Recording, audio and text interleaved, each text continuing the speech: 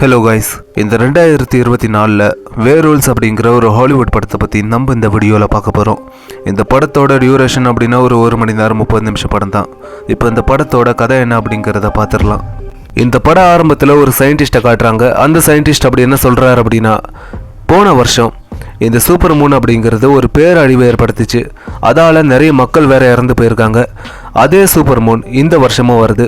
இந்த வாட்டி நம்ம இந்த சூப்பர் மூன் கிட்ட இருந்து தப்பிச்சு பாதுகாப்பாக சேஃபாக இருக்கணும் அப்படின்னா அதுக்கு ஒரு வழி மட்டும்தான் இருக்குது.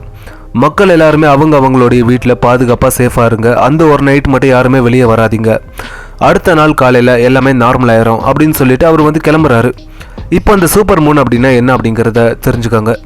அதாவது அந்த சூப்பர் மூன் அப்படின்னா பூமிக்கு பக்கத்தில் நிலா வந்துச்சு அப்படின்னா அதோட வெளிச்சம் பயங்கரமாக இருக்கும். அப்படி அந்த வெளிச்சம் யார் மேலேயாவது பட்டுச்சு அப்படின்னா அவங்க அடுத்த ஒரு நிமிஷத்துக்கு அப்புறம் ஒரு கம்ப்ளீட்டான ஒரு ஓனாய் மனுஷனாக மாறிடுவாங்க.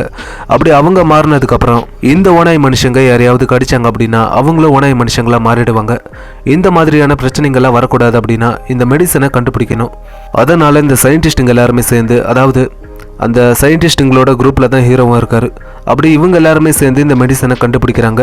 அந்த மெடிசனை டெஸ்ட் பண்ணுறதுக்காக ஒரு 4-5 பேரை ஃபோர்ஸ் பண்ணி இந்த லேபுக்கு கூட்டிகிட்டு வந்து அவங்கள ஒரு கூண்டில் போட்டு அடிச்சிடுறாங்க.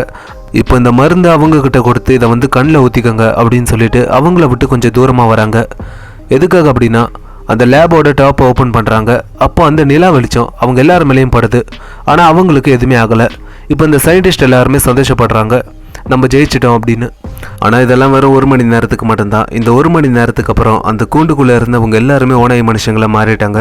அப்படி மாறினதுக்கப்புறம் அந்த லேபில் இருக்கிறவங்கள கடிச்சு அந்த லேபை ஒடிச்சுக்கிட்டு தப்பிச்சு வெளியே போய் அங்கே இருந்த மக்களை கடிச்சு அப்படியே பரவிட்டே போகுது.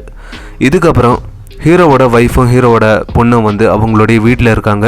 அவங்க வீட்டு பக்கத்துலேயே நிறைய ஓனாய் மனுஷங்க இருக்காங்க. அது மட்டும் இல்லாமல் அப்படியே இந்த பக்கம் ஹீரோ கூட ஒரு பொண்ணு இருக்காங்க.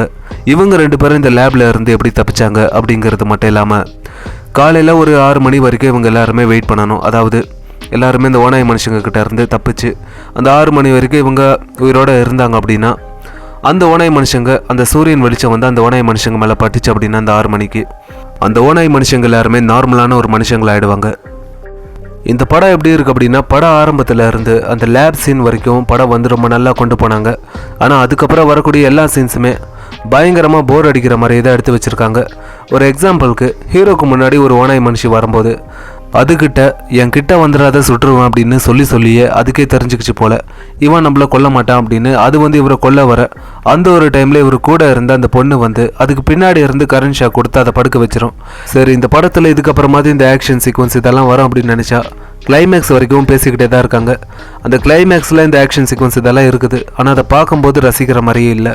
மொத்தத்தில் இந்த படம் எப்படி இருக்குது அப்படின்னா, அந்த லேப் சீனுக்கு அப்புறம் வர சீன்ஸ் எதையும் ரசிக்கிற மாதிரியே இல்லை.